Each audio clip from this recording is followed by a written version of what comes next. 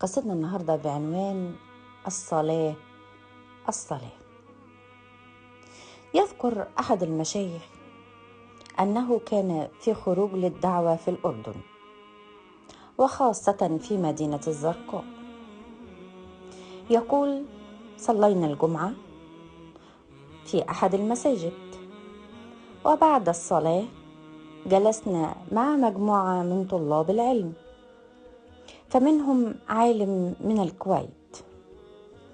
وبينما نحن نتذاكر ونتساءل في عدة مواضيع، إذ بالناس يدخلون المسجد بشكل غير عادي، وهم يصيحون ويقولون: أين الشيخ؟ أين الشيخ؟ فدلوهم على العالم الكويتي، فجاءوا وقالوا له: يا شيخ، توفي شاب في صباح هذا اليوم في حادث مروري، فحفرنا قبره ثم غسلناه وكفناه وصلينا عليه وحملناه إلى قبره، وما أن وضعناه في قبره إلا وثعبان عظيم معه في القبر، فرفعناه من القبر والثعبان لا يزال فيه. فذهب الشيخ معه، والداعية أيضا كان معه.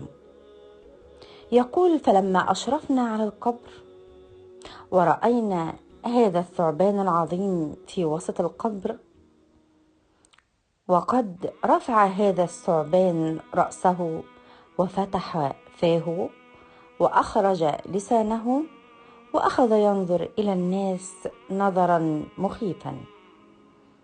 يقول الشيخ: قلنا اتركوا هذا القبر واحفروا له في مكان آخر على بعد 200 متر.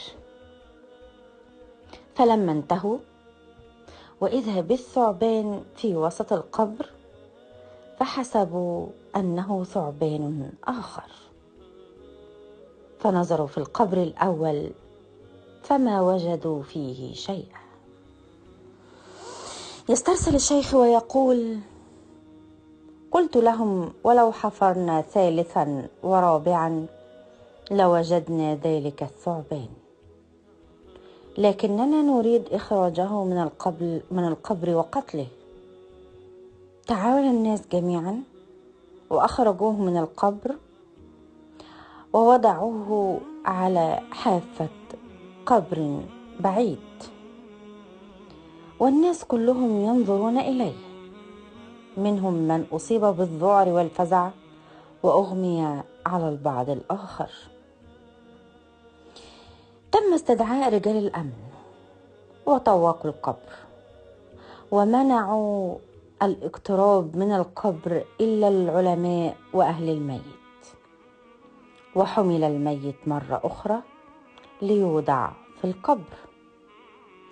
وما أن وضع في القبر حتى تحرك الثعبان حركة مذهلة، ثار على إثرها الغبار وأحدث صوتا مفزعا، ثم دخل من أسفل القبر، فتفرق الناس عن القبر، وأخذ الثعبان يتلوى على الميت بدءا من رجليه حتى عم جميع بدنه، وأخذ يعصر الميت حتى تكسرت أضلاعه. فقال الشيخ: اتركوه. فورينا عليه التراب والثعبان معه.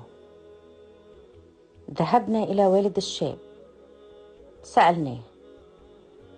سألناه عن ولده الميت، فقال: ولدي طائع لي ولوالدته، ولكنه لا يصلي أبدا، هذا عمله الذي صحبه في قبره، وما ظلمه الله، ولكن ولدي هو الذي ظلم نفسه. وصدق الرسول صلى الله عليه وسلم إذ يقول في الحديث الذي رواه أنس بن مالك رضي الله عنه وأرضاه يتبع الميت ثلاثة: أهله وعمله وماله، فيرجع اثنين ويبقى واحد، ويرجع أهله وماله ويبقى عمله. صدق رسول الله صلى الله عليه وسلم.